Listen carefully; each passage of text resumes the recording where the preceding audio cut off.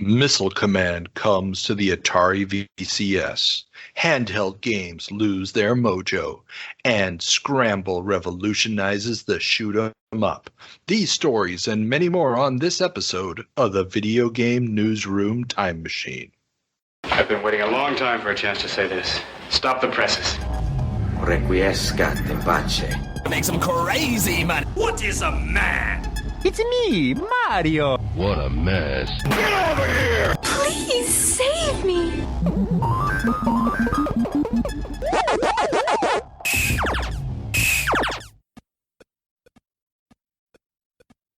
Welcome back to the Video Game Newsroom Time Machine. I'm your host, Carl, and as always, I'm here with my co-host, Peter. Say hi, Peter. Hi. Excellent. So, what can we banter about today? Because I got nothing. You got nothing? I got nothing other than my daughter may wake up from her nap at any moment. So if there is a break in the quality or sound at any moment in this podcast, I apologize in advance. All right. So basically just running away to your baby. Exactly. That's I guess that's all the banter people are getting this time around. That's sorry, but maybe sometimes it's like that. Sometimes we just have nothing to say. Exactly, nothing has happened.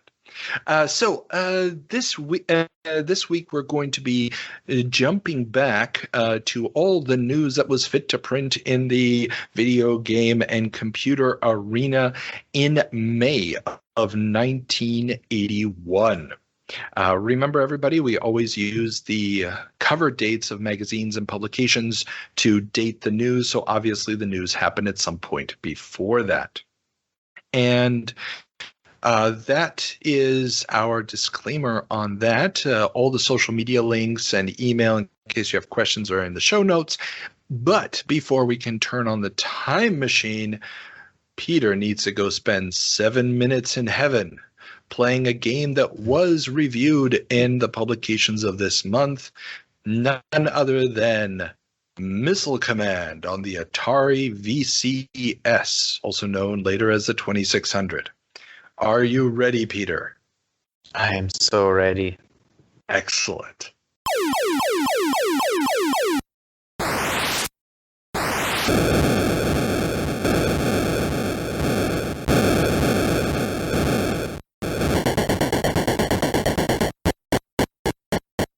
Welcome back, Peter, after your 7 minutes in heaven with Missile Command for the Atari 2600. So, describe what you saw when you started up the game. I saw a screen on the bottom of the screen that was like something like Earth and a surface, and there were blue things, which later you described to me as cities, and a hill in the middle, and I think there was a cannon on top or something like that. I mean, it was a pretty old game, so you had to use your fantasy.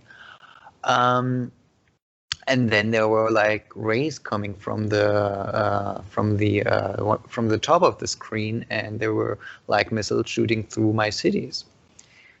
And my job was to defend my cities by moving a cursor and shooting against those missiles. And it really was a cursor, wasn't it? Yes, so there was a cursor, which was basically the aim of where we were shooting at. But seeing the cursor, I immediately started to type anything. I mean, I didn't type something specific. I just typed in random letters because I expected that I have to type anything, So that was kind of funny. This is the downside of doing this through an emulator and not an actual machine, because you would have had a keyboard to type on. Yeah, this is true. It's just, it's just funny. I mean, thinking of it right now, I'm like, why the hell did I, want to type in anything?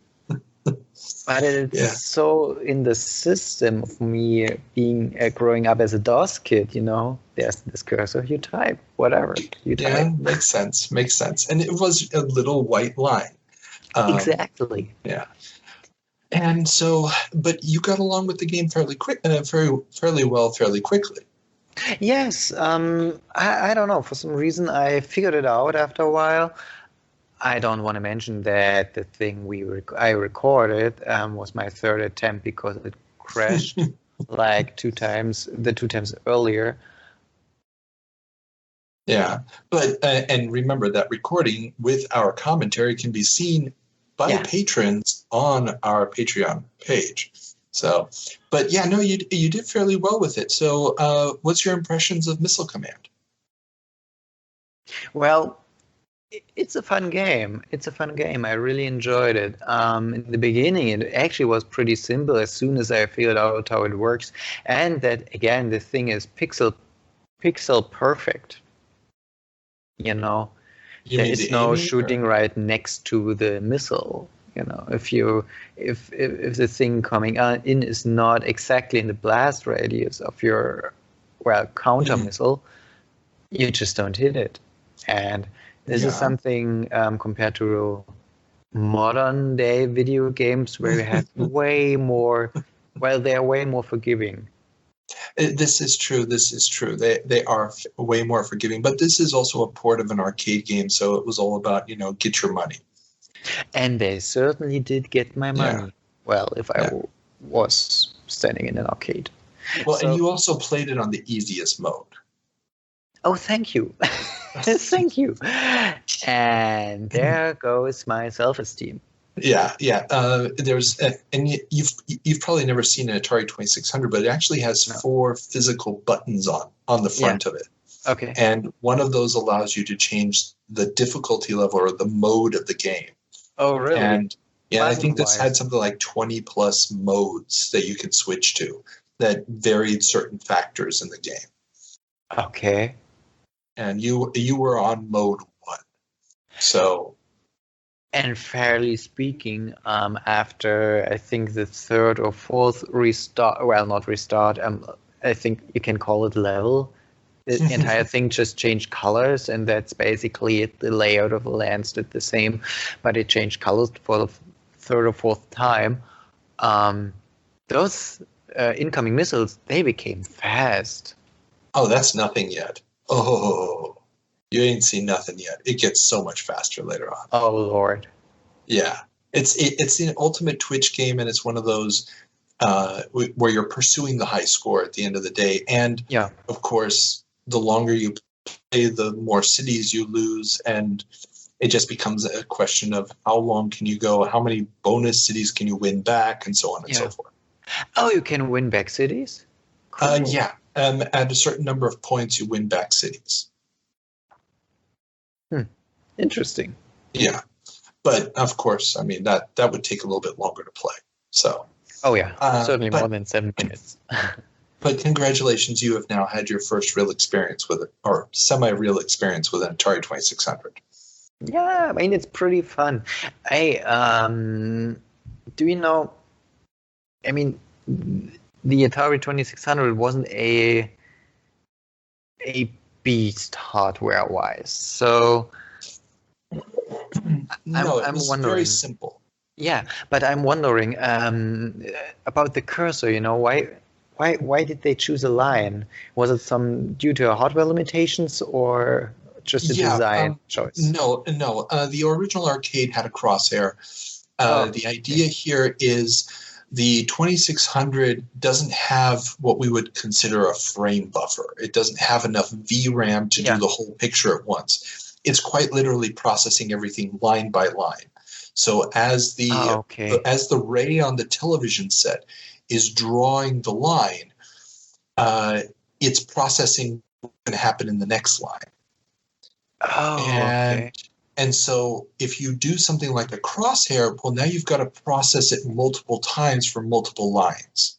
Yeah. And by doing it as a simple line, it freed up more resources for the missiles to come down and for the explosions to be processed. So it was just really a way of simplifying the programming and to take some load off of the CPU while it's doing the processing.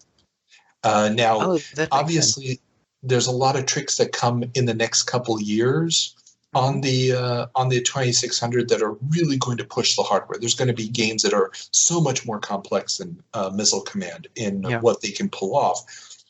But especially in these early years, there are just limitations to this hardware that can't be beat. Yeah. And now this pixel perfectness totally makes sense. Yeah, exactly. I mean, you're doing basically what you're just processing what's on the screen. Yeah. And you're doing it line by line, and then when the ray resets and goes back to the top, well, now you've got the extra couple of seconds. Now you might redo something like the score or something. It's that kind of programming. There's a great book about programming for it called Chasing the Beam, I believe is the name of it. I'll put a link to it in the show notes, where one of the old programmers from back then is actually describing the process of fitting in your commands into the timing of the beam that is drawing the screen. So you're timing everything based off this. And this is going to be something that basically all the cartridge-based consoles are doing all the way through the end of the CRT era. We're going to see it with the Super Nintendo as well. That's why there's a black bar between the top half of the screen and the bottom half of the screen in Super Mario Kart. There's a black space between the two windows because the CPU is using the time it takes the TV to draw those black lines. It's dumping the memory of the map on the top of the screen and putting into memory the map for the bottom of the screen. Really? Yeah, that's what's happening in that space. Because it doesn't have enough memory to do both. So it has to dump the one, then it has a few milliseconds of time while the screen is drawing those black lines to redo the memory map and then start the bottom screen, and then redoes it again when the beam goes back to the top. So by the time it gets to the top, it's already got the new memory in, and then it's doing the top one again. And it's doing this for every refresh of the screen. This is so amazing. Yeah, I really am fascinated. I mean, so they basically have written a million lines of codes just, to chase this beam. It's not a million lines of code. It's very simple code, but they need to make sure that the code doesn't take longer than the beam. So they know this is the hardware we have. We know this many commands can be sent through the chip in this amount of time. So for each line, it can't exceed the amount of time that we have. This is cool. But this also explains why everything was chip specific back in the day. Oh, of course. I mean, because the chips are also so weak that if you're not writing to this specific hardware and if you're not doing everything exactly right, it's just going to be so slow and clunky that you're not actually going to get a game out of it. Yeah. Yeah. This is it's awesome. I mean, these guys who could do this kind of stuff were just, I mean, you have to just bow your head and be like, hats off. Well, it's all just down to the metal. Well, and exactly. And within the next 2 years, we're going to be coming back to a lot of 2600 games. Wait until Pitfall comes out and stuff like that. That's when you're really going to see absolute miracles happening with this hardware. Okay. Looking forward to it. Exactly. Okay, but that being said, we need to go and check in with Ethan for our Department of Corrections. Before we get started with everything I got wrong about April of 1981, we have an important announcement. Yes, it is. The Peter comment. So, what is the Peter comment? For this week, month, year, whatever you want to call it, he played Defender, and he said it's a perfect analogy for life. And yes, I agree, Peter. You just fail over and over, and you waste all your money, and then at the end of the day, you feel unsatisfied. It's completely perfect. And a whole bunch of people died in the process. Yeah. Yeah, It's a very deep analogy. You see, when Eugene Jarvis, he's a real masterclass in storytelling. This is true. I'm going to tell him that and then see how he reacts. You're going to tell Eugene Jarvis that he's a master of storytelling. Yeah, but wait, it's actually coming up. We're going to be meeting with the people for Arcade Dreams, and he's one of them. Oh, sweet. So, yeah, so awesome. Yeah, I'll get to potentially meet him. So, that would be awesome. I actually need to get him on the show as an interview at some point. Just the business side of running Raw Thrills would be a fascinating thing to find out about. Yeah, he is an interesting individual. So, and I think he would be more than willing to talk, just depending on what time he has. That's true. He is a busy man. Okay. So, now we correct, and we subject, and we intercept. I'm sorry, that didn't rhyme. But no, it didn't. It okay. didn't. That was pretty bad. Okay. Oh, okay, Carl. Yeah, well, we want to talk about your jokes now? How about that? All right. Good point. So, good point. First up for April of 1981, you were talking about the Xerox Star, and you said it was the birth of the desktop. But of course, you were entirely neglecting that about 8 years earlier, they had created the Xerox Alto computer, which was the prototype for all of that stuff. Though the desktop thing didn't actually come into it until 1977. It was actually a guy named Tim Mott who came up with this metaphor, the desktop metaphor. And then he later went to work for Electronic Arts. Oh, what did he do at Electronic Arts? He was one of the early producers. Not the producer. He was... I think he might have transitioned to a producer, but he was creating their development workstations, which they would use to bring artists in, or developers, but they called them artists, into the company, and then they would work on these specialized workstations so that they could get their work done faster. Gotcha. Oh, that's pretty cool. Okay. That I did not know.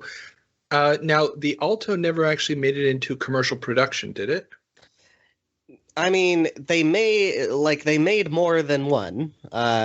It was not for sale in the basic general term, but they did give some out to universities, as I understand. Okay. So, gotcha. It was in production in the sense that they could assemble one for. But it wasn't a product that was commercially available. Yeah. Gotcha. Was the Star then the first one that they did make commercially available, or was there another desktop machine from Xerox preceding it? No. So the first commercially available GUI interface, as I understand, is the Xerox Star. Okay, gotcha. It has a mouse and all that stuff. And it gets a little complicated that the Lisa and Mac people actually say they were working on kind of a different sort of GUI before they got the idea from Xerox to do this mouse-driven window interface. It's a little complicated, but it's from the Alto springs. Gotcha. Okay, cool. Well noted. Well noted. And what else did I mess up? Well, this is, again, not a complete wrong thing, but speaking about the Osborne computer, you were kind of talking about, who would be able to work anything with a 3-inch screen, and what sort of add-ons were available for it. And actually, this is a very big, it's a very well-known business case study, where when the first model of the Osborne was out, the guy behind Osborne started hyping the next generation of it. And so a lot of the sales for the first unit dried up. And it has become known as the Osborne effect, to hype a product that is going to make your previous product invalid, and therefore cannibalize your market for your first product, and then you might not be able to get your next product out. Osborne did persist for a few more years, but this was a concern in the background of don't do that. Very true. Very true. Okay, and did I goof anything else up? Well, I mean, this whole podcast is a goof, but we'll just leave That's true. everything where it is, and we'll move on to next time. Excellent. Well then, Ethan, we'll see you on our next jump. Woo! All right. So what I'm taking away from that comment is that Osborn doesn't only kill bats, but also himself. Osborn killing bats? I don't get it. Ozzy Osbourne biting off the head of a bat. Oh, Jesus. The sad thing is I'm such a geek, I immediately went to Oswald Cobblepot. I was like, no, that's Really? Oswald, not Osborne. And he doesn't kill Batman. He tries to kill Batman, but he doesn't. Yeah, no, my mind just went way too Dude, geeky with that. and you see, this is the difference. I'm rooted in real life, the things that actually matter and are important. Wait. Ozzy Osbourne actually matters? I mean, I like the guy's music, but come on. Okay. Let's turn on the time machine and head back 40 years. That really matter. Exactly, to May of 1981. Rapidly becoming an international craze. 1981. This is only the first step in newspapers by computer. Right in the midst of it, thank you. Welcome back to May of 1981. Peter, what's our first story? The first meeting of the International Association of Video Game Manufacturers is held in Tokyo. A joint effort of the Japanese JAMA and US ADMA Associations of Amusement Machine Manufacturers, the IAVGM's main issue was the lack. Yeah, I'm just trying to give everything an abbreviation today. Their main issue was the lack of legal protection for video games and the ability to seek remedies against copycats. So, dude, I have the feeling that we're going into many legal battles this episode. Yeah, the law is kind of a big deal this time around. I mean, it's early in the year. Christmas numbers have just come in. New products have yet to be announced. Now is time to, fight it out in the court. So, yes, today is a legal-heavy episode. But, yeah. This one is interesting. Now, I couldn't really find any references to this organization as a long-term thing. And the ADMA is also an organization I didn't really see last very long. But it's not like the AMOA or some other organizations. But the fact that you've got people, manufacturers in both Japan and the United States coming together to lobby for clear-cut rules as far as what is a protected video game and how should courts protect it really fits in with what we've been talking about for months now, that in this time period, nobody really has a hard grasp of what kind of protections to expect and what kind of remedies to seek against copycats. What I think is interesting is, the US and the Japan market, they were basically copying from one another. And now they're getting together and being like, hey, we should stop that. Well, I mean, it's not really fair to say they were copying from one another. They were obviously influencing one another. And yes. If you want to call it like that, yes. Okay. Yeah. And I mean, early on in the Japanese market, there were a lot of Pong clones. I mean, Sega gets into the business that way and so many others do. But it's one of those situations where now that the designs are getting more complex, where you have everything going into software, it really does mean that you can produce more complicated games, but also it means that you can copycat it also very easily. And this software needs some protection if you're going to prevent people from just, copying what's on the ROM chips and putting out cheap knockoff product because the development cycles are also getting longer. The costs are going up. I mean, we're still in the age of, small couple people teams. But clearly, I mean, some of the games you've already played in the 7 Minutes of Heaven and stuff show the graphics are getting more complex. The expectations from the players are getting higher. It's just a matter of time before a quick copy of a game is really going to make that return on investment very difficult. Oh, yeah. Yeah. Oh, yeah. But, copying wasn't the only problem going on back then. No, it wasn't. What was another problem? Like you can see in our next topic, Midway goes after Pac-Man and Rally X Gray imports. Their new hit games have become hot commodities, and 35 gray importers from Japan, Taiwan, and the US have been cited. Midway is relying on their initial wins defending against Galaxian imports to bolster their claim of protection through the US International Trade Commission. So they were being, help me out here, they were being imported into the US? They were being imported into the US from overseas. Yeah. Now, what was exactly the problem?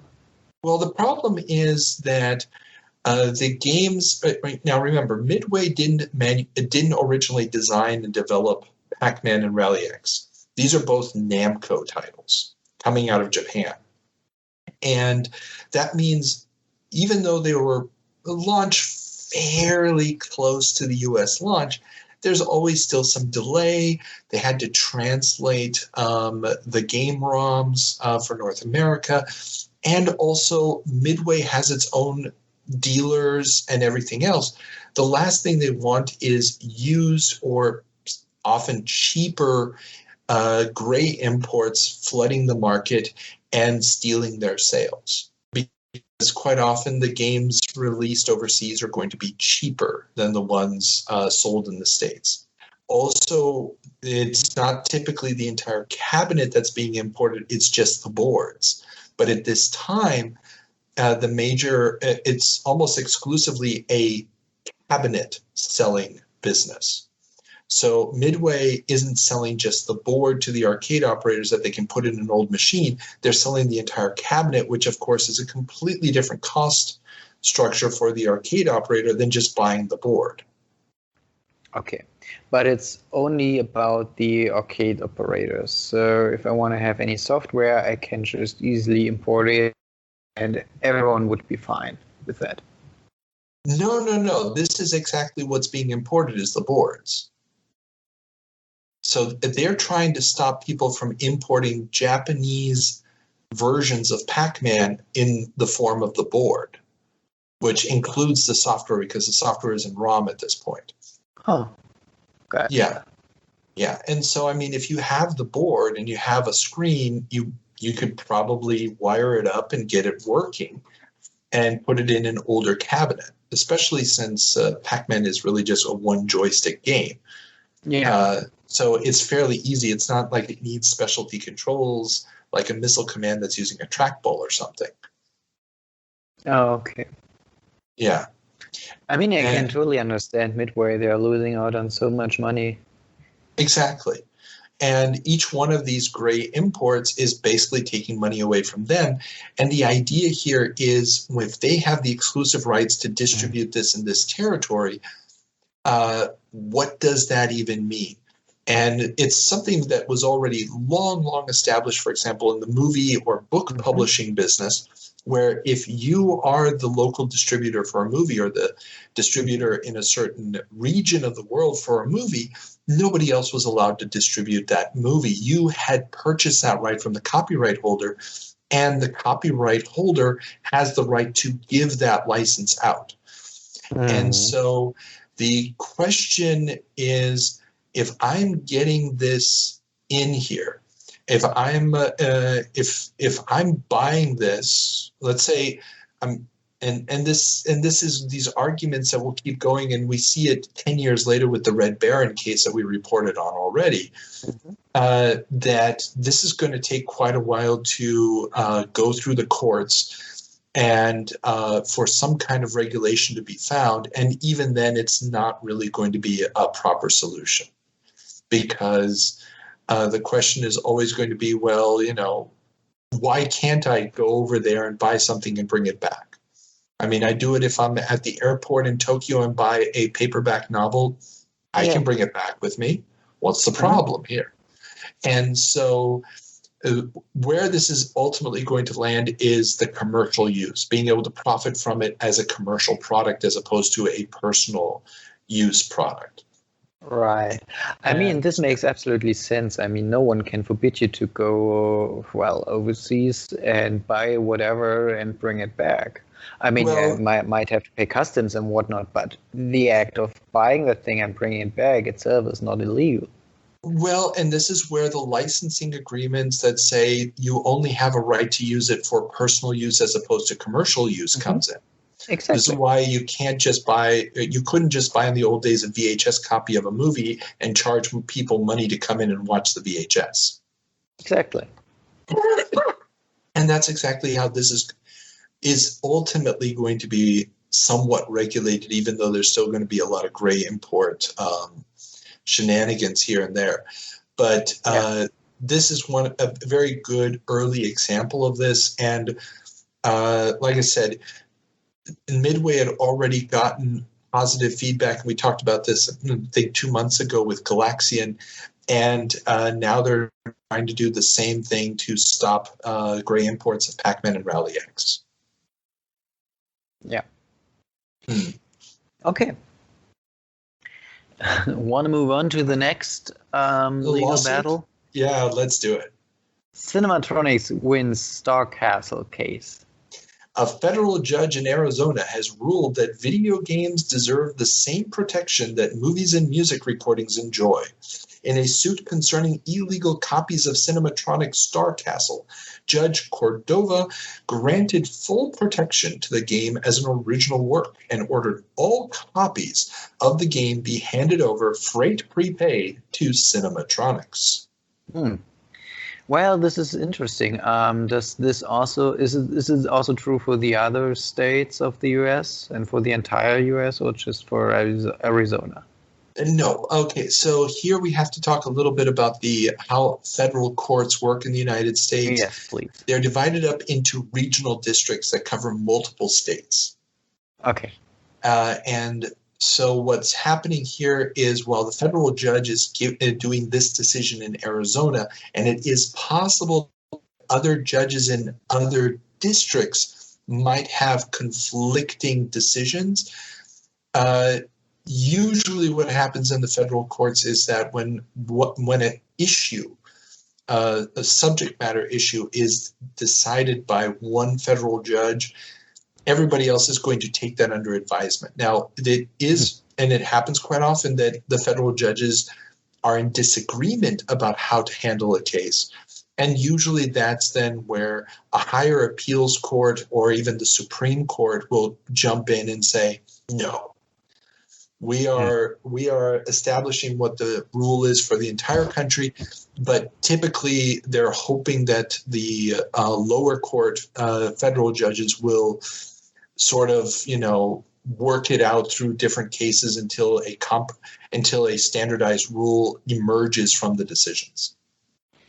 Okay. Yeah. Another thing being interesting about that is that I think it's one of the first cases where it was established that video games are to be seen just like movies or music recordings. And this is something that the trade publications are really, really big about. This is the first time really where a federal judge has made that call. And because, like I said, it has already been long established what those rights are, this really, really simplifies the rules, because now we're not seeing the software as a completely different entity. Is this going to end the debate? Oh, hell no. Like we already saw with the international karate case, these kind of things are going to keep going for quite a while. But in this case, where it's a one-to-one copy, where they basically didn't change anything, I think they may have changed the titles on the game when it boots up. But other than that, it's the same exact software. The remedy here that the copiers have to surrender their illegal copies of the game and send them at their own expense to Cinematronics is a very novel idea. And it's actually kind of cool because it gives some guidance to future judges on how to deal with these issues. Yeah. Who was the copycat? I honestly can't remember the name of the company. I'd have to look it up again. Was it a US-based company or it was a US-based company? This was a US-based company. Because I'm thinking the influence of that ruling over our first topic of today, the guys meeting in Tokyo. Did they know about that court decision? Probably not. I'd have to look at exact timelines of when the meeting happened and when this took place. It's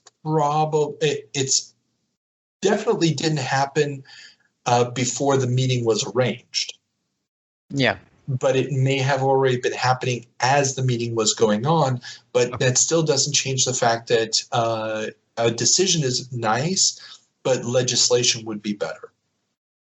And also in that first meeting, one of the big topics there was they're trying to get all of the manufacturers to agree not to copy each other's work. And to come up with they're trying to really come up with guidelines of how are we going to behave. A code of conduct, a code of honor, if you will. Yeah. What constitutes an original idea? What constitutes copying somebody else's thing? Obviously, I don't think they ever come up with anything useful in that regard, but there's money involved. And as soon as there's money involved, who gives a crap about honor? Yeah, well, it's also the question of how do you really, split those hairs? How do you decide, this idea is exclusive to me and this idea isn't? I mean, everybody's influencing everybody. It's an art form. It's, you can't really say that your inspirations are completely from the ether. So, yeah, it's one of those things where it's interesting to see that they're trying to think about the problem, even if there's no real practical solution that's going to come from it. Yeah. Yeah. Okay, moving on. Stern secures rights to Konami's Scramble. Scramble, the first side-scrolling shooter with forced scrolling and distinct level layouts, will be coming to the US. All right. Well, let me ask you, why did you include that in today's topics? Because Scramble really does create a new genre. I mean, you played Defender last month for the 7 Minutes of Heaven. It's a side-scrolling shooter game. I don't necessarily want to call it I played it. I stumbled through it. Okay, there you go. But it's side-scrolling, but it's not forced scrolling. Okay. So you could move back and forth as you wanted, and the level layout was more or less random. So, it didn't matter where the hills were. It didn't matter how the enemies were placed. They basically, it was just an issue of how many will show up at this level based on the difficulty. Yes. Now, Scramble changes this. And it changes it in the sense that when you play the first level, it's always the same level. You don't get to slow yourself down to make it easier or harder. Mm-hmm. It's going to scroll on its own. So even if you don't do anything, you're still going to be pushed forward. Oh, okay. What this does is it forces you through the level, and it gives the designer more control over the difficulty level. Okay. Over the pace of the game. And here's where you're going to start going from just the game designer creating an algorithm to the game designer really designing the game, planning out every hill, every placement of an enemy. And this is possible because you're increasing the size of the ROM. I mean, the randomness factor before was just a time saver, because if you wanted to plan in all the enemy movements and stuff, you wouldn't have enough space and memory for that. Yeah. And Scramble is the first of these side-scrolling, forced scrolling shooters that become massive in Japan. I mean, they're massive everywhere. But games like R-Type and Gradius and all these, which are just huge, huge system sellers and huge in the arcades for the next 20 years. And I mean, in many ways, are still going strong today. They get their start here. This is a huge step forward in the way games are designed. Game progression is metered out, if you will. And it really does change the face of gaming. And those forced scrollers, they always stress me out. But yeah, I can hear you. I can hear you. You have way more possibilities to place enemies, to place barriers, to place whatnot, and to piss off the players and to get their hard-earned quarters. To get their hard-earned quarters, and you reward memorization. Yeah, which exactly. Previous games like Defender, for example, couldn't. Yeah, exactly. Pac-Man, for example, it has the fixed maze, and there's a fixed logic to each of the ghosts. So each of the ghosts behave slightly differently, but they always behave according to the same set of rules. So once you figured out what the rules are for the ghosts, you can start to predict what's going to happen. But no two games of Pac-Man are really 100% the same. And suddenly you now have these games where it's all just about memorizing the enemy patterns. Yeah. And it's going to be a major change in the expectations players have for the games. Mm-hmm. Yeah. So you're basically re-educating your gamers from reaction machines to memory machines. I mean, there is an argument to be said for that, and I am very much a non-fan of memorization of level layouts. I think that it is an absolutely terrible approach to game design. I understand the appeal of it, and I understand the marvel of a super well-designed level layout and the kind of genius it takes to make that really good. I mean, that's where Shigeru Miyamoto is really, really shines with games like Super Mario Brothers. But at the same time, I don't like the idea that I'm just memorizing how to get through the level. I like to think that I figured out how to get through the level, even if obviously I'm not, because there may only be one way through a level. I want to at least have the illusion that I outsmarted the game, as opposed to I just died enough times to get the muscle memory right. And I know it's splitting hairs really, but it's about fooling myself into believing that I've done something other than memorization. Well, talking about fooling oneself, Atari ventures to Japan once again. Wow, that was a beautiful transition, dude. Thank you. My hat is off. That is awesome, because we did not plan that. That was beautiful. Yeah. Atari has named Rivington Height Jr., great name, to lead their latest attempt to get a solid foothold in the land of the rising sun. So, I mean, I was a little bit foreshadowing when announcing this topic, but big question, was I right? Were they fooling themselves? Yes and no. I mean, this operation is going to last for a few years. Atari originally failed miserably in the 70s in Japan. Yeah. They went in there thinking they were going to do things their own way, and that just wasn't going to happen. They ended up selling those operations to Namco, and that was one of the things that helped solidify the long-term relationship between Atari and Namco. Yeah. Which, I mean, we've talked about previously on the show with Namco, owning later on the Atari production facilities. And if you are a Patreon supporter, if you check out my interview with Kevin Hayes, that will be up for general enjoyment in a few months.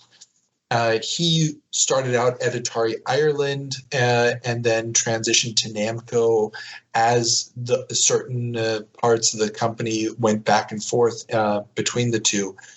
So, yeah, I mean, that started that relationship, and this is now a new attempt by Atari to have their own established operations distributing their games in Japan.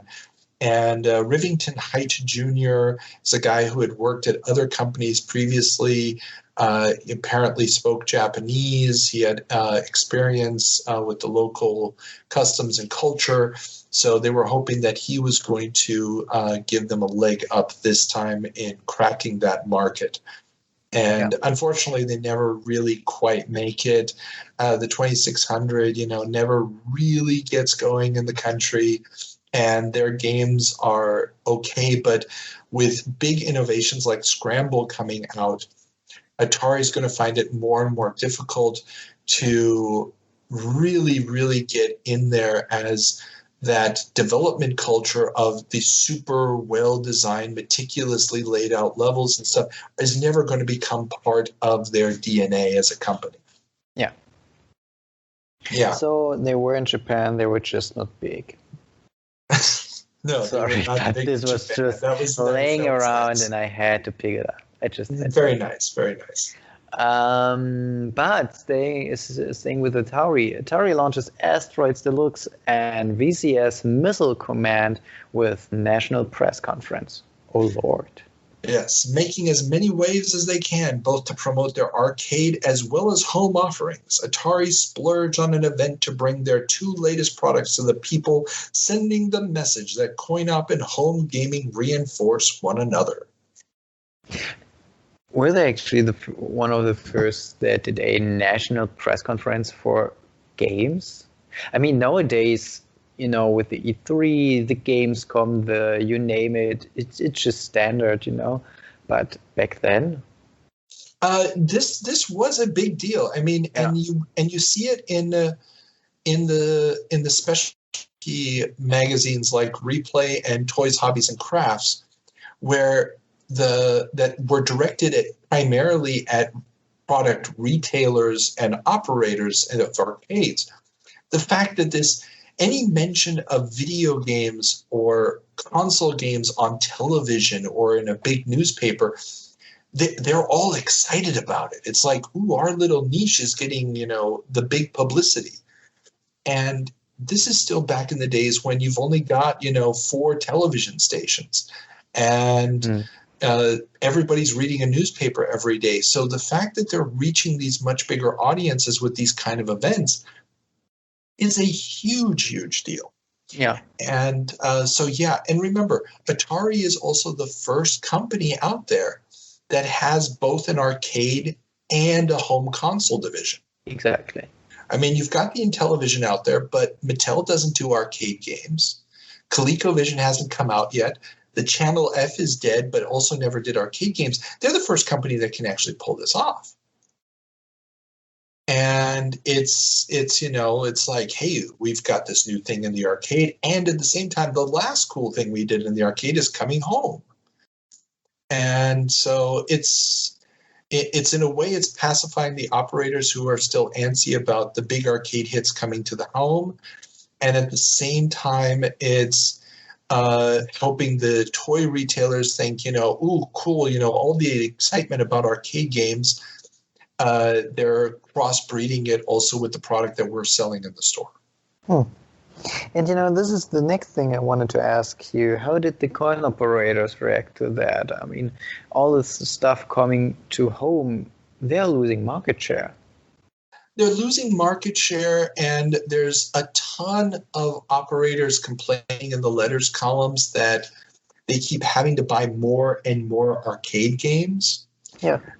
And the lifespan of the arcade games, how long they'll earn, seems to be going down further. And there's so much new product coming out from so many different manufacturers that they can't invest in it all. So it really is becoming a question of, at what point will this not be sustainable? And at this point, the arcade business is just booming. We're very close to when there's going to be a famous quote from Ronald Reagan, where he's going to say that the arcade business is a model for America of how, the business of the future will be going because of the great profits it's making on all this stuff. Obviously, he says it right before the whole thing comes crashing down in a real low. And the arcade business is going to hit that wall here relatively soon. But you can feel there's a saturation point coming where they won't continue to be able to buy these big expensive cabinets with the churn that they'll need to keep people interested. Yeah. Especially now that at this point still the VCS, it's not called the 2600 yet. But at this point, with the VCS getting more and more of the arcade hits, this is going to become a bigger and bigger issue for them as they go along. Yeah. And I mean, a game like Asteroids Deluxe, it's slight improvement. It's got some cool, tricks and whatnot, but it's not a reinvention of the wheel. Yeah. It's not really something new. And as these games get more complex, the hardware is going to get more expensive. And at some point, something's got to give. And we've already seen it with the launch of Data East's cassette system that we talked about last month or the month before. There is this pressure in the market and this desire for a cheaper way to put new games in the arcades or on location that doesn't involve buying an entirely new wooden cabinet. Let's stick a little bit with Atari. Yes, let's do that. I mean, you wrote the script, you know what comes next. Yeah, there's a lot of Atari yet. We have a lot of Atari topics, but they're actually pretty interesting. Otherwise, I wouldn't have added them. Of course they're interesting. Yes. Okay. Atari promotes Stephen D. Bristow to Vice President of Advanced Technology Consumer Electronics. Great title. A longtime Atari engineer, Stephen D. Bristow, will now be in charge of making key decisions concerning future Atari consumer technology. I'm wondering whether or not it's wise to make an engineer a decision maker. Well, it is wise in the sense that they can estimate things like how much is it going to cost to manufacture? Yeah. Is it a viable product to research and develop, based off of what's coming next? And I mentioned Bristow here because, number one, he's super influential. He was involved with the design of games like Breakout and Tank, but mostly I just love the fact that he later on acknowledged or took credit, and I put that word in quotation marks, for Atari's decision not to license Nintendo's Famicom system for launch in the US. Yeah. He was the one who said, nah, that's never going to fly. It's not good enough. We're going to make our own. And this is why I ask whether or not it's wise to make an engineer, a decision maker. That is an excellent question. And apparently in this case, it was not a wise decision. Yes. Moving on to the next topic, because I'm really interested in that, and you have to explain to me how that works because I want to do it as well. Atari adds $1 million in punitive damages to its suit against Activision. Okay. claiming that Activision couldn't have entered the market for VCS games as quickly and in the manner they did without the 4 former Atari programmers conspiring to use confidential internal Atari knowledge. Atari has added an additional $1 million in punitive damages to their $20 million suit against the third-party publisher. So, dude, we have to stop recording this podcast and start figuring out who we want to go after and get $1 million from. And how. Well, I mean, first you'd have to have you'd have to have a grounds to sue somebody. Well, did Atari have a ground to sue Activision? Well, they did get money out of them, and not an inconsiderable amount of money. So, yes. Now, you can... our good friend Alex over at They Create Worlds has actually talked about this at quite a bit of length, and I'll put a link to this in the show notes because he did a good show on this. Ultimately, Activision does pay, and not an inconsiderable sum to Atari to settle this suit. It's going to be a while, but and the idea really here is that these guys got together and while they were still at Atari and said, hey, we should leave and start our own thing because we're not getting credit for the games and blah, blah, blah, blah, blah. And the argument that Atari is making here, from what I could read from the press reports, is that they filed the original $20 million suit, then the discovery process started. That's the process in a common law court where after the suits are filed, each side has to exchange documentation. So suddenly you can demand from the other side a bunch of documents in order to, get access to information you otherwise wouldn't have access to. That's called discovery, where you're discovering evidence. And according to Atari, they've discovered evidence in those documents that prove that they conspired to use confidential Atari information to get into the business, to not have to reverse engineer everything over a long period of time. So if they hadn't used the internal information and had done like a clean room to figure out how the Atari worked and stuff, it would have taken them much, much longer to develop the first titles. It would have taken them longer to get into the market, and so on and so forth. So this would be bad faith behavior, and punitive damages are designed to punish somebody for bad behavior so that they won't do it again, to scare people off from behaving poorly. Okay. And so this is why they're adding punitive damages on top of the actual damages. And Atari can decide how much they want to add. No. It has to be based off of some kind of calculus. So typically what they'll say is something like, what would be a large enough amount based off of your revenue and your sales to make this hurt enough.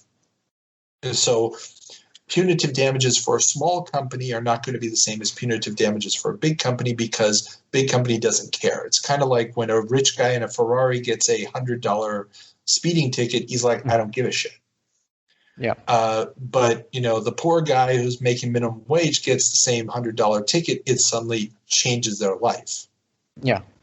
And this is why certain Scandinavian countries actually base things like speeding tickets off of your annual income, which I think is a brilliant plan and should be instituted everywhere because there's no logical reason why poor people and rich people pay the same fines for the same actions. Yeah. But that's where now we're getting into legal theory beyond the scope of this show.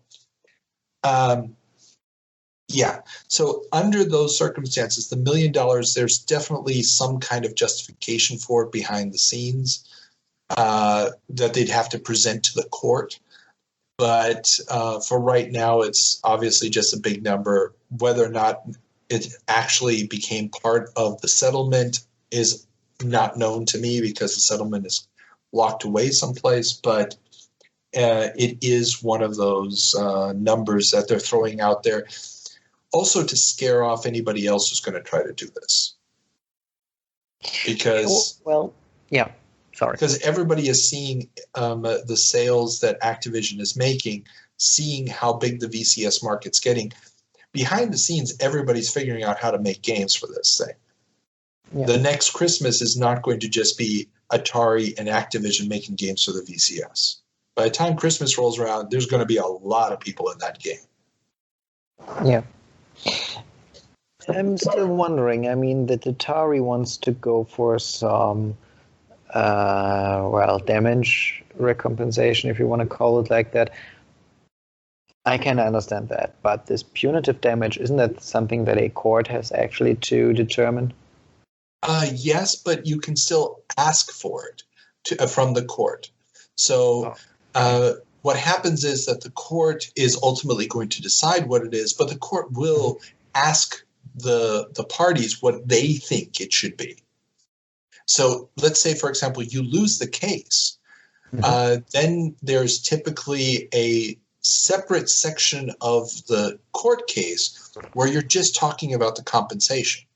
Yeah. And then you, as the defendant who lost, without admitting that you were wrong, you can still make arguments about what is a just compensation. So you can say, we still disagree with the court's findings and we're going to appeal those. But if we were guilty of this, we think that the damages should be this much. It's just like the penalty phase of a criminal trial. Same thing can happen where suddenly, I was found guilty. I still say I didn't do it, but here are my character witnesses to show why I'm not such a bad guy. Yeah, it's sort of a weird legal fiction that you fall into, but it's the only way to handle this while the appeals process is still ongoing. Well, explained like that, it kind of makes sense. For me, it's just weird, that this punitive damage is something to be decided between the parties, because, of course, Atari would say, well, 1 million is not enough, you should be fined 20 million or whatnot, and Atari and Activision would be like, it's just, it's not just about throwing out numbers. Any number that you throw out, you have to provide evidence for. Oh, well, I mean, you can provide evidence for basically every number. No. Trust me, it's like this. You don't want to destroy your credibility with the judge. Okay. If you just throw out something and be like, well, this is evidence, and the judge is like, this is a note you wrote on a napkin last night at the bar. Exactly. The problem is, once the judge doesn't buy what you're saying anymore. Okay. So it has to be somewhat realistic. Not just some. You're going to have to be able to justify it, because the thing is like this. If the judge agrees with you and it's on flimsy evidence and the other side appeals it, the judge doesn't want to go down in the record as being the guy who got overturned on appeal. Because the judges are also looking at their career and their legacy and their standing in the community. So the last thing they want is to be the guy who got 20 cases overturned because they bought into bad evidence. Okay. Yeah. Remember, there's egos on the side of the judges as well, and they don't want to be bamboozled, and they don't want to look like the people who just buy into any nonsense. And here are people saying that justice is blind. Cool. Justice has an ego. Let's put it that way. And playing to that ego is part of the job of a lawyer. Not saying that. I never did that. Trust me, I have enough judges who disliked me. I also had judges who liked me, so it's just the way it is. Okay. Hey, Atari seemed to anticipate some money coming in because they are slashing prices. Well, something like that. As the market for home computers continues to heat up and prices are dropping, Atari is slashing the price of the Atari 400 from $630 to just $399. Will this dramatic cut be enough to stop Jack Trammell's VIC-20? The answer is no. Thank you. I didn't want to ask. I expected to know, of course, but I wanted you to give it. Well, this is actually a pretty steep price cut, and where they actually like selling at least at cost. I don't know. I don't know what the what this was doing to them. Now, the 400 is a relatively weak system, and you still need peripherals like a tape drive and stuff. And the VIC-20 is the same thing. I mean, just a standard VIC-20, there's nothing you can do. You can't store anything. You have to buy peripherals to make it work. But it's like buying just a CPU. That's all you're buying, really. It's a CPU and a keyboard. But the difference is the VIC-20 is so much cheaper. It has a real keyboard. The 400 is just using a membrane keyboard. The 800 had the full keyboard. So even though you could argue that the Atari 400 from a hardware standpoint had certain advantages over the VIC-20, especially in graphics, the VIC-20 is just, it feels real, like the keyboard feels real, feels like you could use it for something. And it's so cheap and is going to get real mass market penetration. It's going to be in regular mass market stores in a way the Atari machines aren't. At least the Atari computers aren't, I should say. That, no price cut in the world is going to help it. It's just funny to think that nowadays, if you compare your gaming machine or your home computer by the standards of whether or not it's supporting ray tracing, or for some weird kids, even if or not it has RGB lights. But back in the day, the deciding criterion was, I have a full keyboard. Yeah. I mean, do you have a real physical keyboard, or just, this flat thing that you sort of press down on to make the keys work? Makes a huge difference. Well, of course it does. Of course it does. It's just so interesting. Yeah. Or, I mean, the fact that the VIC-20 plugs in directly to your TV set, or you could buy an Apple II where you're going to have to buy an extra add-on to do that. Yeah. And stuff like this. I mean, it really is a different ballgame. And I mean, it's always just a question of features. What can you actually do with it? What can't you do with it?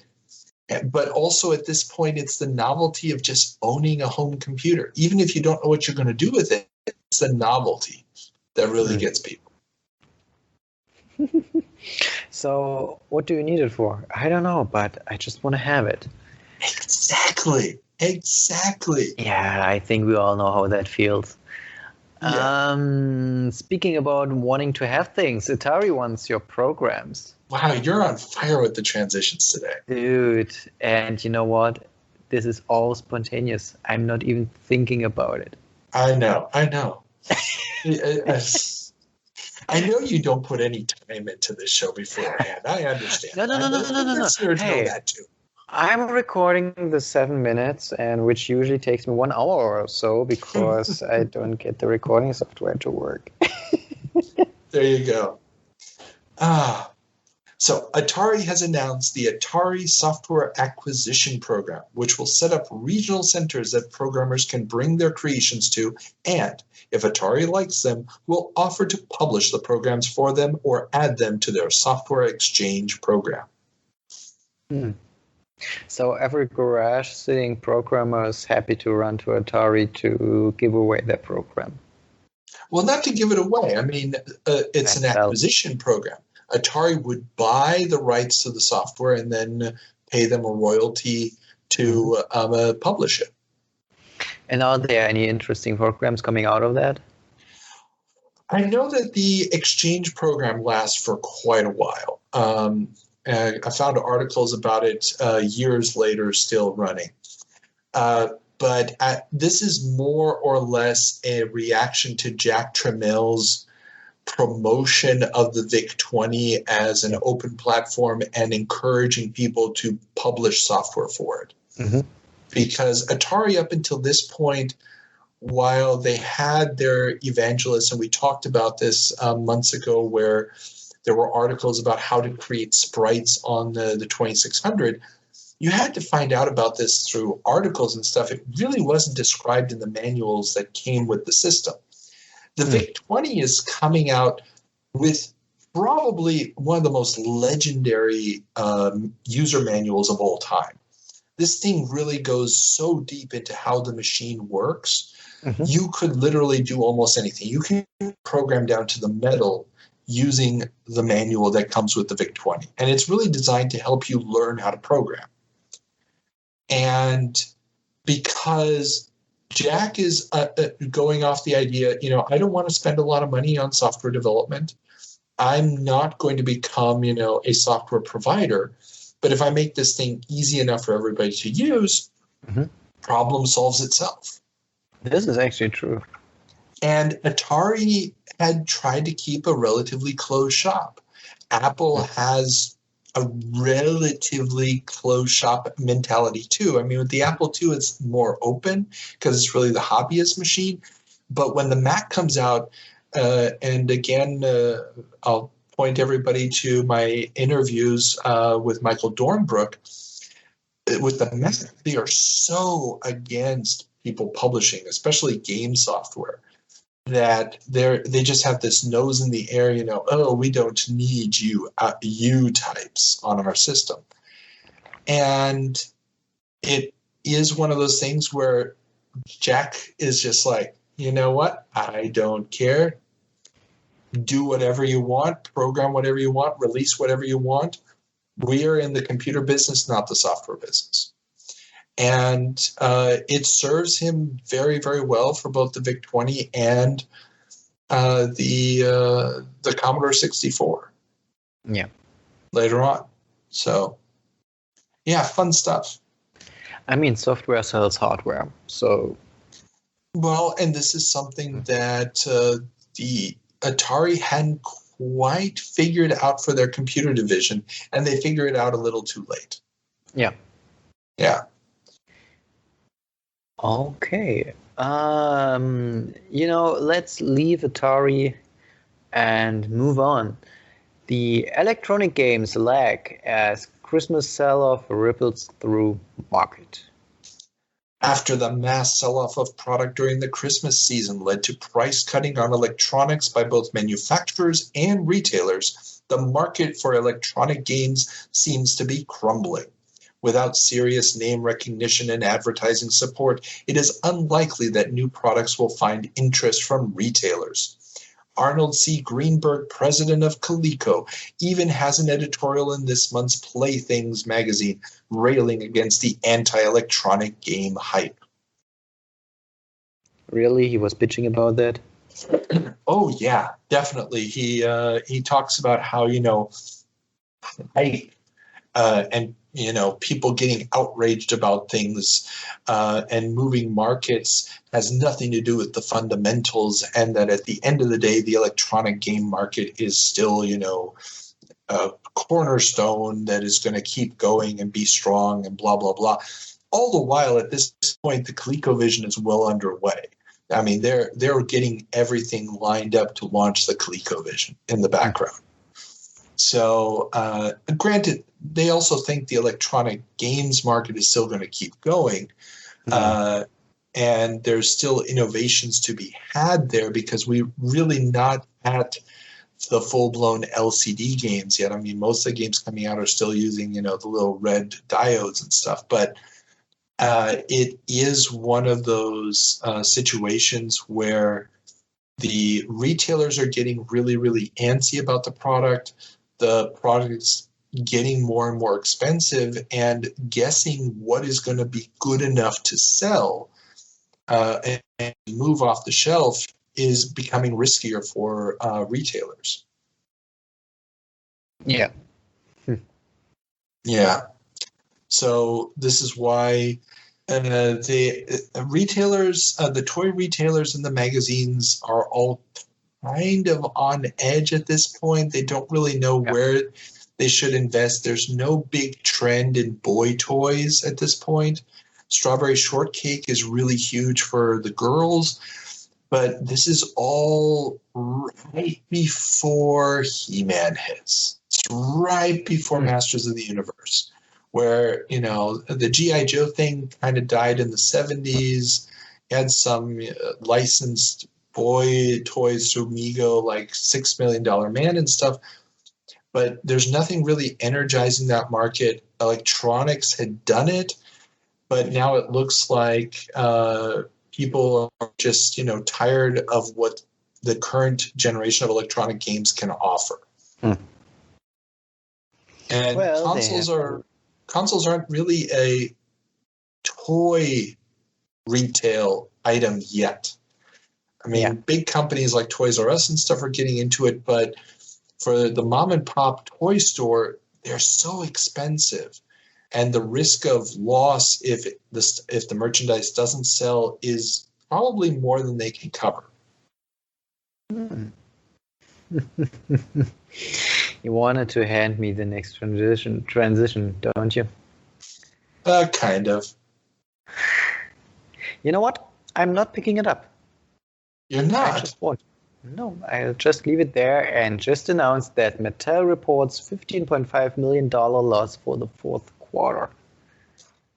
With an estimated loss of $3.5 million on handheld electronic games, increasing promotional costs for Intellivision, and last-minute currency fluctuations, Mattel saw their previous year's profit of $6.9 million turn into a massive $15.5 million loss.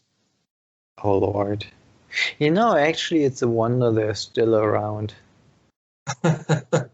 Well, I mean, you have a bad year, It's not yes, the end of a company like $15.5 Mattel. million year, bad year. I mean, Yeah. they're down like $22 million compared to last year.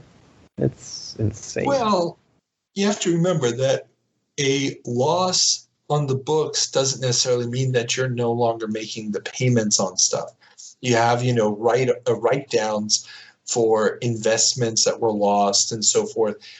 Depending on how you move the stuff around in the accounting, that's going to show a loss or a profit, but it doesn't mean that you didn't have enough money coming in to pay your bills.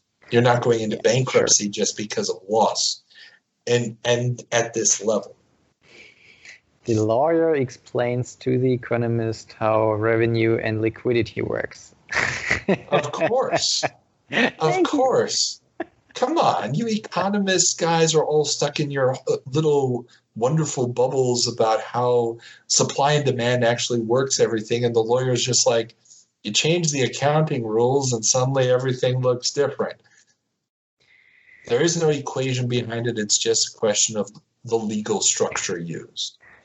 True that, man, but I'm in health business, so yeah. Even more so. The more regulated the supply business and demand is. doesn't really work here. Apply Exactly. Not in the market that I'm working at. Yeah. Anyways, but still, I mean, Mattel's still there, and I think they turned this loss into a huge profit later on. But well, not really. Intellivision, they do pick up quite a bit with Intellivision. Yeah. But I may have mentioned that whole He-Man thing. Yeah. That's gonna make a little bit of a difference for them. Yeah. Just tiny a little bit. Yeah, just a tiny little bit. I actually never really understood the value of an action figure. Really? No. Even as a little boy, I wasn't interested. You never played out stories, created events, and developed personalities for the characters and stuff? I did. I just didn't use action figures for that. I was my own hero. What was it, it's all Mr. about the Accounting ego. Man? What, did you have split personalities? Who did your hero interact with? Friends. Ah. No, actually, I had friends when I was a kid. What changed? I grew up. And I mean, we're talking, so I actually would call the thing we have going on as a friendship, but I know you see it more as a business podcast relationship, so thank you for that. Yeah, you're right. You're right. All the years we knew each other before that, I was just playing the long game, so I'd have some podcast that I didn't know I was going to create yet. Sounds like a plan. You just wanted me to get into your podcast. That's all. Well played, sir. Well played. I love it when a plan comes together. Okay. Oh, played me like a fiddle. A-Team reference? You didn't watch the A-Team? It's before your time, but... No, not really. I mean, of course, I know the A-Team. It's just... it's just before my time. So it was too old when I was old enough. Too bad. But that's a line that you should know. I love it when a plan comes together. This was the catchphrase of the leader every time that there was really no plan. But I love it when a plan comes together. It's a stupid line. Oh, and don't forget, dude, I grew up in Germany. So the show was huge over here. Yes, but the translation surely isn't, That's a good question. I don't know what the translation of the phrase was in German. 1 second, this is noteworthy. Here we go. Berühmte Zitate 18. Ich liebe es, wenn ein Plan funktioniert. Oh, well, it's basically 1-1. Yeah, I love it when a plan comes together. Well, to come together just feels better than... Yeah. I love it when a plan works. It's not the same. But, yeah, close enough. So see, my Google Foo is good. I can find anything. That's just kind of what I do. But yeah, at least 1 or 2 episodes of the A-Team should be watched. It's one of those cultural touchstones. You need to understand who the 4 characters are. Yeah. But okay, I digress. Enough about the A-Team. The weird thing is I didn't even like the show as a kid. I thought it was just stupid. But granted, I was watching Automan, and Manimal, so my taste buds as a kid were just weird. And yes, Google Automan and Manimal, and you will, your brain will fry. It's okay. They're that crazy stupid. I'll add links in the show notes to anybody who isn't old enough to have remembered it or spent useless hours watching terrible one-season television shows. Okay, I'll Google it later and entirely question our Wait, friendship. no. Now we're going to do this. Here's the intro video to Automan. All right, let me just... Oh, Lord. Our Automan, like car. Oh, no. Well, there is a car, but that's not the relevant part. What the hell? So the plot of Automan is that this guy creates an artificial intelligence in his computer that becomes Automan. And Automan is... Watching the trailer, this was totally obvious. Yes, totally.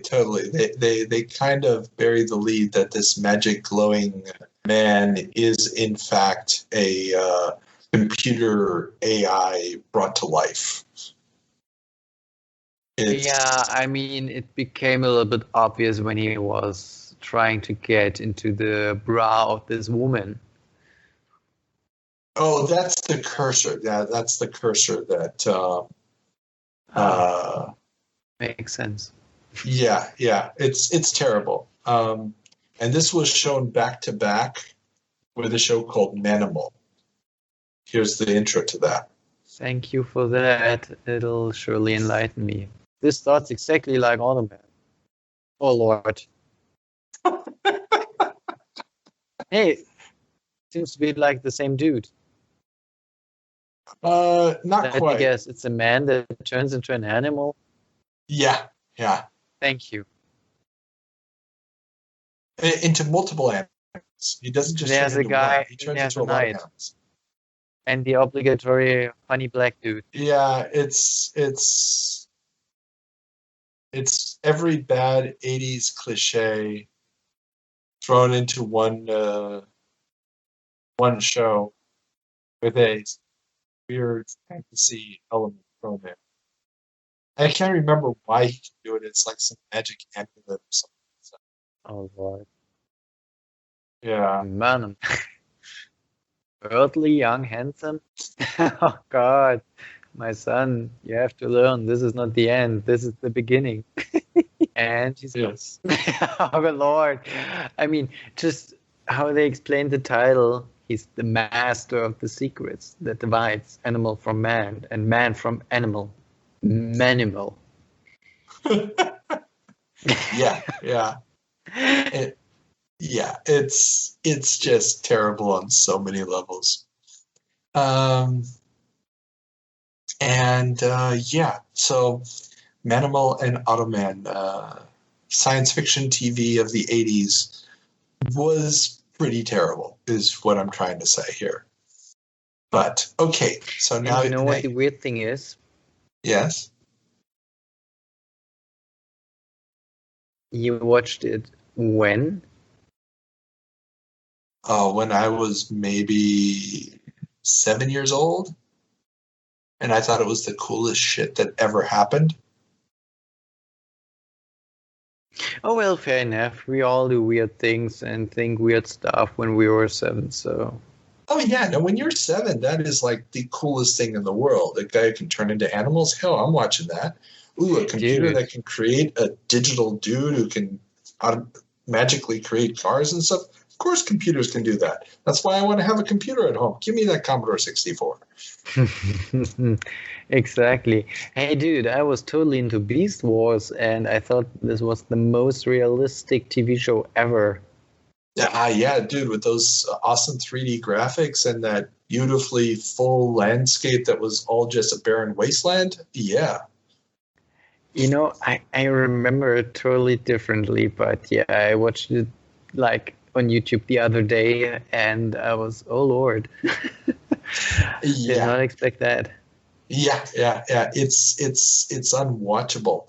Now, granted, I was old enough when it came out that I tried to watch it as an old school Transformers fan, and I was just like, yeah, no, I'm not doing this. It was just a little too far outside of my wheelhouse. But c'est la vie. That's why we got Transformers animated later, which was amazing.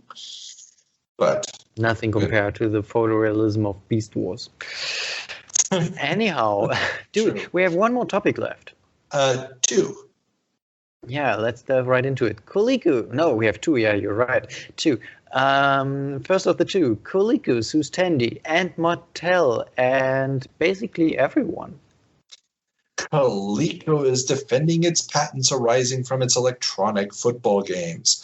Tandy, Mattel, and many others, 10 manufacturers in total, have all been incorporating many of their innovations like passing games and multiplayer functionality into their own products. Of note, Coleco is currently also fighting off a suit from Mattel for infringing their original patents to electronic football. Well, remembering what came out from the Data East case, did Coleco actually have a case? Well, the question really here is patents and not copyright. So patents are protection for unique ideas and the implementation of those ideas. So the real question is the idea of having 2 players simultaneously playing on the system and the way of making that happen, either through separate screens, separate controllers, and the systems that connect them. And again, I didn't look at the patents here, so I don't know exactly what's involved. But in theory, you might be able to say, hey, you guys have to at least pay us a licensing fee to copy these mechanisms. The defense usually to this kind of patent is what you're doing is not unique, especially since you're, well, I mean, it can be. Anybody who's listened to the first part of my interview with Michael Katz, when He was instrumental in the development of the first electronic handheld games at Mattel before going to Coleco and making games there. It was a unique idea to use the basic innards and ideas behind a calculator to create a game.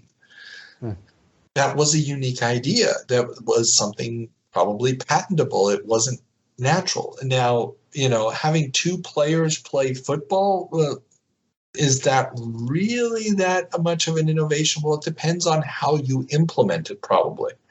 I'm sure that the patent wasn't just you got two people playing. It's now the question of how are you interfacing the commands? How are you interfacing maybe the memory? How are you displaying the game on the two screens separately? Or are you doing just one screen and things like this?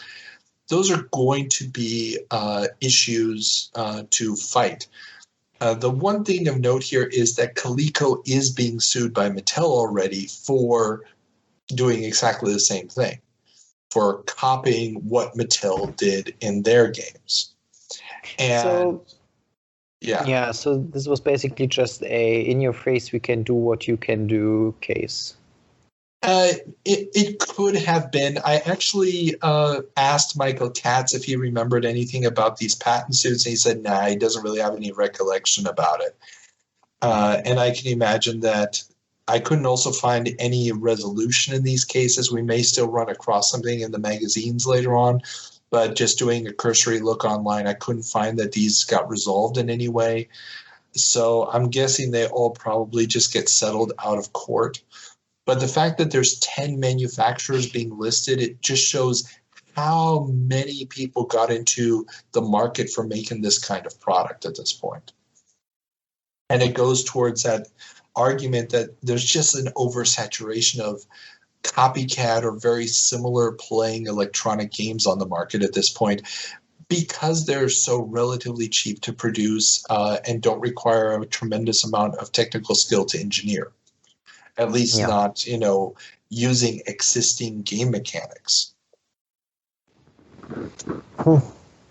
Yeah. They should have had a get-together like those dudes in Japan and start figuring it out.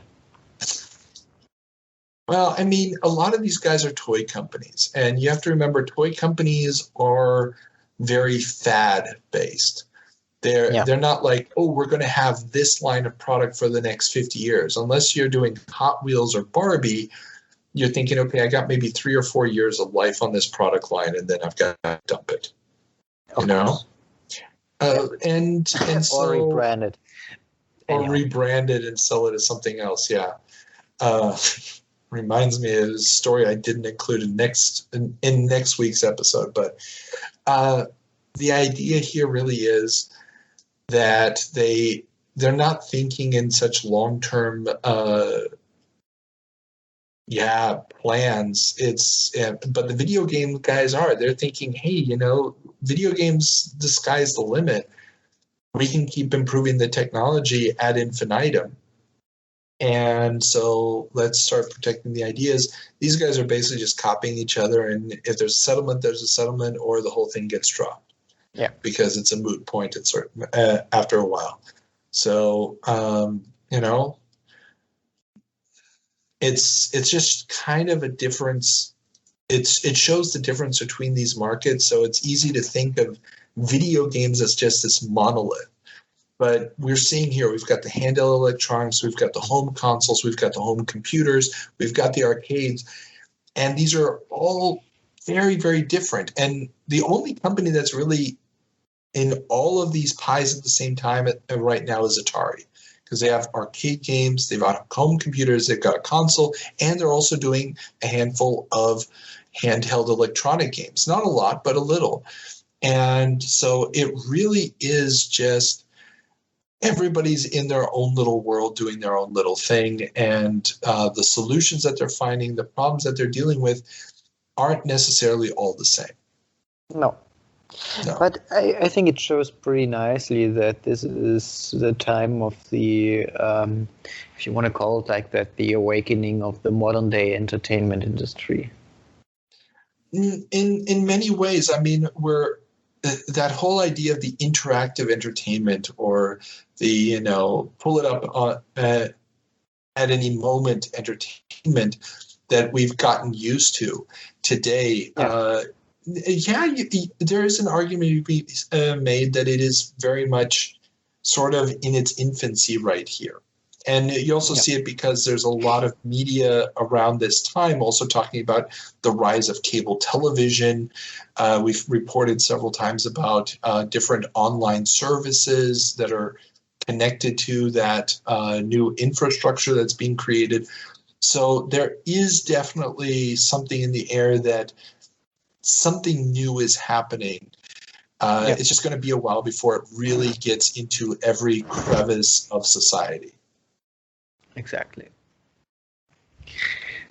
All right, dude. Usually we end out our podcast with one of my favorite stories of a company dying, but you know what? Let's today just end with one of your favorite topics. Yes. And this one is just kind of me being indulgent, but what the hey? Yeah. TSR licenses Escape from New York. TSR announces that they will be releasing a board game based on the upcoming John Carpenter film Escape from New York. Was this an important game? No. But as a fan of the movie, I thought it was worth mentioning. And you're going to tell me now that you've never seen Escape from New York. No. But I'm glad you like it. It's a classic. Granted, there's aspects of it that have not aged well. Mm-hmm. It has some serious pacing issues by modern standards, but the character of Snake Plissken, as played by Kurt Russell, is absolutely iconic. And I even have a real soft spot for the very late release sequel, Escape from L.A. And I know some people are like, "Oh, that movie's terrible." I'm like, "No, that one's just wonderfully corny as hell, and I love it." So yeah, Escape from New York, great movie. Everyone should see it at least once.